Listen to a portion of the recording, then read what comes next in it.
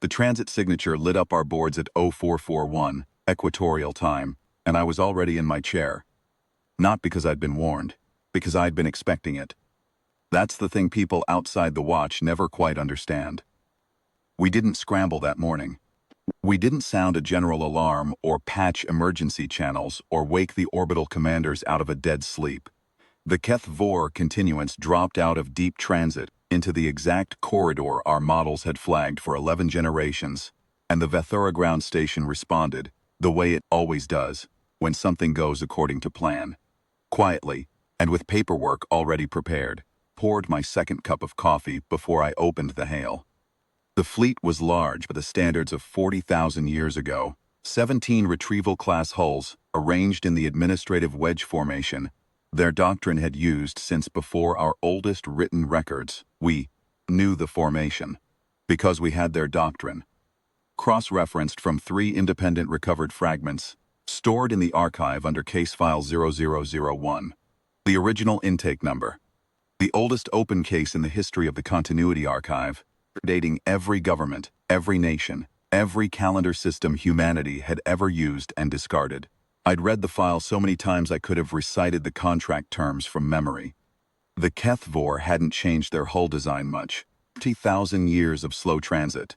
Their drives work on accumulated momentum, a long patient push through the dark. And they emerged looking almost exactly like the silhouettes in the archive photographs. Wedge-shaped retrieval hulls, dull copper-gray plating, the long ventral cargo bays still sealed. They had come to collect. What they found on their approach scans I can only imagine from the recording of the next 4 minutes of channel silence. Earth has 11 orbital rings now. The innermost 3 are continuous, closed loops, crude, armed, woven through with the kind of defensive infrastructure that takes 1,000 years to build and another 1,000 to stop improving. The outer 8 are segmented, but the gaps are covered by the platform batteries that replaced the old point defense networks 2 centuries ago.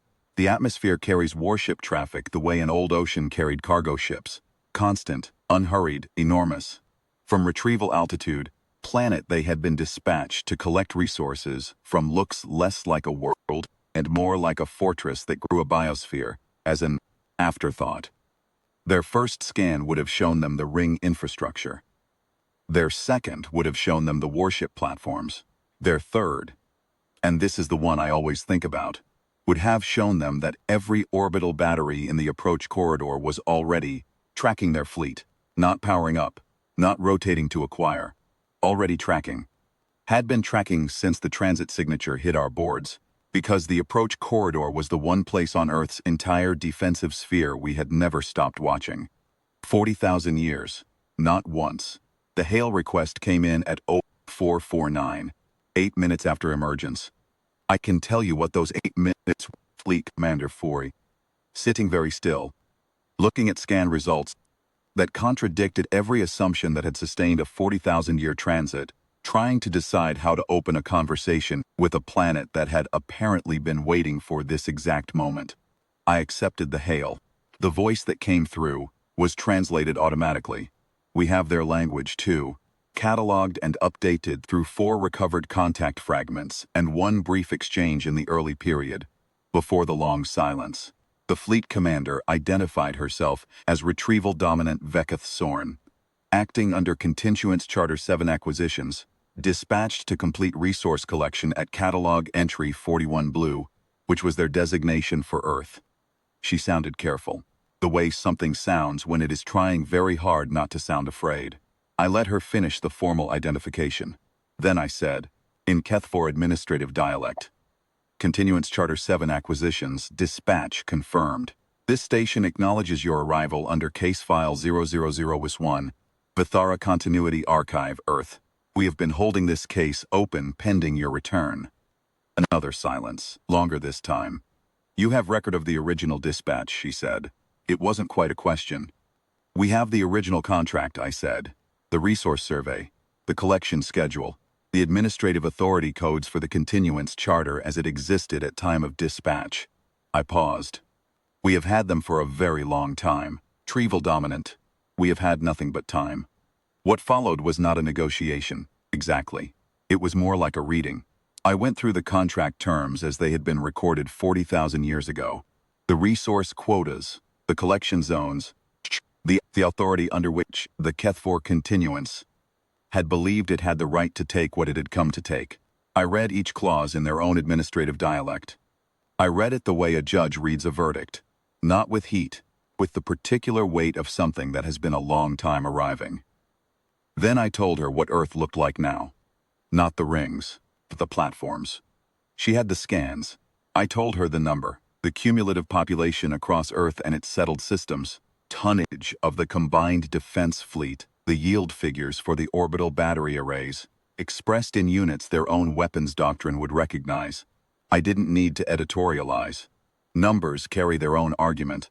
The collection cannot proceed, Vekath Sorn said. Her voice was flat, the flatness of someone who has done the mathematics and does not need to say the answer aloud. No, I agreed. It cannot. Continuance will require time to reconsider its position. You have it, I said. We have waited 40,000 years for this conversation. We can wait a little longer for the one that comes after it.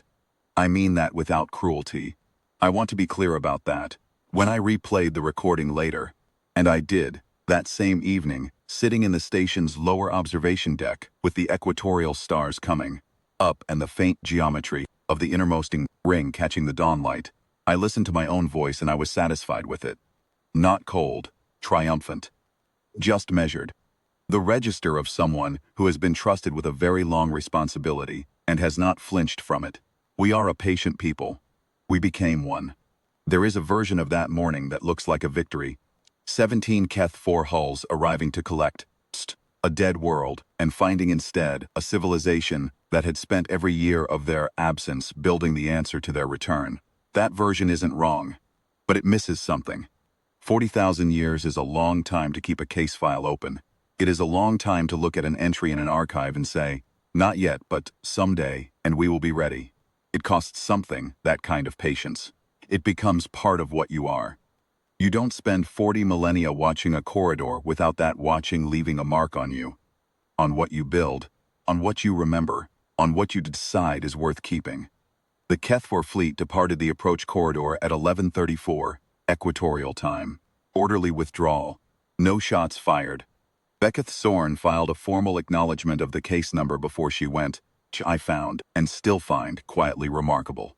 40,000 years in transit, and she had the institutional discipline to close her administrative loop on the way out. I logged the departure in the archive under case file 0001, status update. Contact made, collection declined, case remains open pending continuance response. It's still open, we'll keep it that way. Some things you don't close until they're finished. Some things you keep watching, not because you're afraid of them, but because watching is how you remember what it costs to be ready, and because the day you stop is the day you forget why you started. We haven't forgotten, we won't.